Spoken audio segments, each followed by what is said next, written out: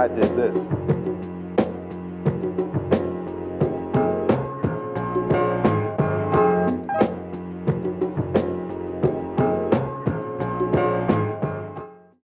Yo, check this out. This is Pete Rock. I'm chilling watching Future Music Magazine. You know what I'm saying?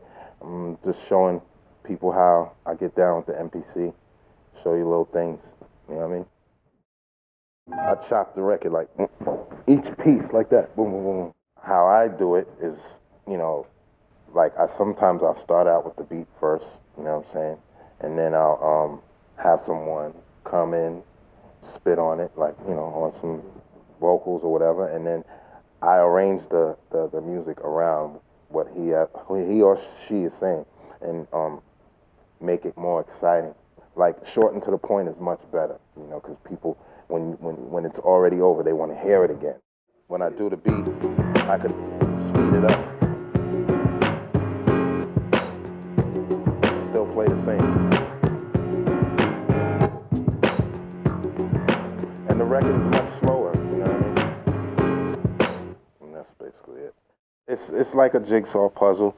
You know, when you're making a song, you know, me, I have a lot of knowledge of music and stuff, and records. I grew up, my father was teaching me about songs and arrangements. And so then it stuck with me, you know, until I started doing this, and then I applied it to what I do. The song, at my disposal, I listen to it, and it's like wherever I hear it sounds the best part in the record, I'll take it, you know, and I'll, you know, if I'm really feeling it, I'll really chop it into little pieces, you know what I'm saying, so I could do what I want with it, you know, and that's how I do my music, and basically, you know, it's an advantage for me because I can, you know, with the sample, no matter what tempo it is, I can speed it up, slow it down without doing it here. I can do, you know, use the actual beats per minute. But there's several ways to do it. That's just one method, you know what I'm saying? Where my mind is sometimes is a little out there, you know. I like to be that way when I'm making music, you know what I'm saying? And I just go to another place where other people don't go. Like, say for instance, they have these now that do stretching, you know what I'm saying? But I do it the manual way. But it's easier to do it manually with this drum machine than with the SP, you know what I'm saying?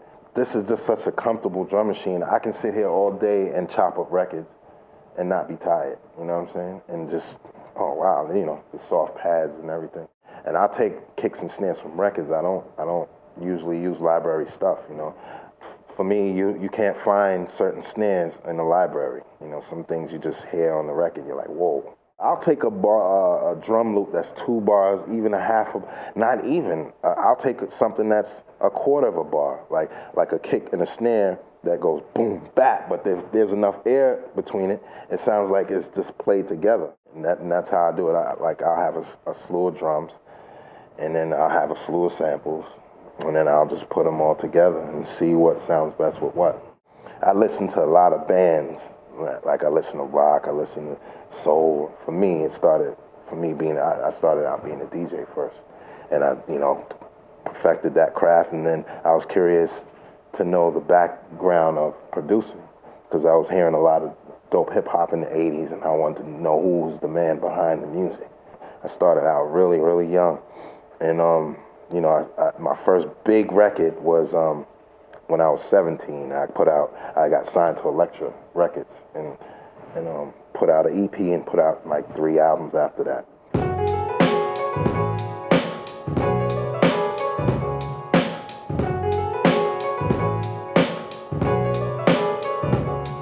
Hi-hat, a kick from a record, another kick where it's like right before the big kick, you know how, wait.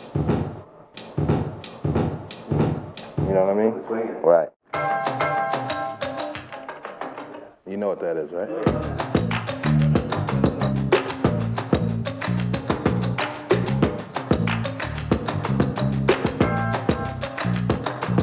Snare, kick, hand clap, and this is the guitar. I just took that and built a bass line behind it. Love is a battlefield. Yeah, I took it because I had a bass in there, and it, and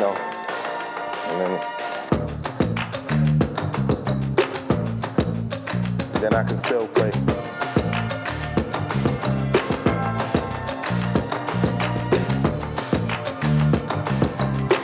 Sounds like the record.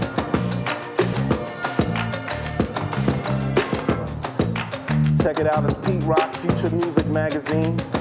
And I'm gonna take you out on the blast, something I did with Pat Benatar. You know what I'm saying? Love is a battlefield. Peace and love, Pete Rock. Get my new album coming out real soon.